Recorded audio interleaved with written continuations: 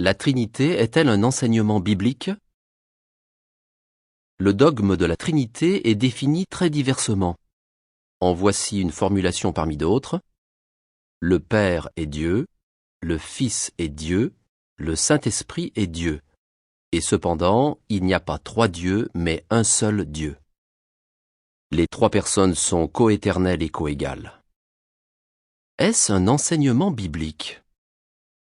On cite souvent à l'appui de ce dogme les paroles de Jésus en Matthieu 28, verset 19. Ce verset se lit comme suit dans la traduction écuménique de la Bible.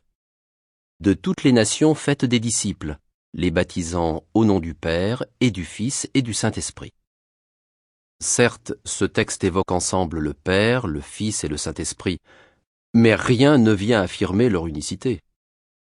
Jésus chargeait ses disciples juifs d'enseigner les gens et de les baptiser au nom du Père, du Fils et de l'Esprit Saint. Quelle était la croyance de la nation juive concernant Dieu? Quand les Israélites ont pris connaissance des termes de l'Alliance de la loi, qui fait partie des écrits sacrés appelés la Bible, le commandement suivant leur a été imposé. « Tu ne dois jamais avoir d'autre Dieu contre ma face. » Deutéronome 5, verset 7. Combien de personnes s'expriment ici? Une réponse limpide est fournie en Deutéronome 6, verset 4. « Écoute, ô Israël, Jéhovah notre Dieu est un seul Jéhovah. » Un seul, et non trois. Les Israélites venaient tout juste de quitter l'Égypte où étaient adorées diverses triades de divinités comme Osiris, Isis et Horus. C'est pour cette raison qu'il leur était ordonné de n'adorer qu'un seul Dieu. Pourquoi était-il important de comprendre la portée de ce commandement?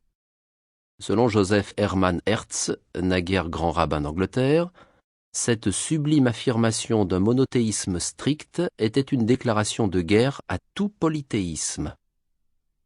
Le Shema ne laisse aucune place à la Trinité des chrétiens, qui constitue une négation de l'unité de Dieu.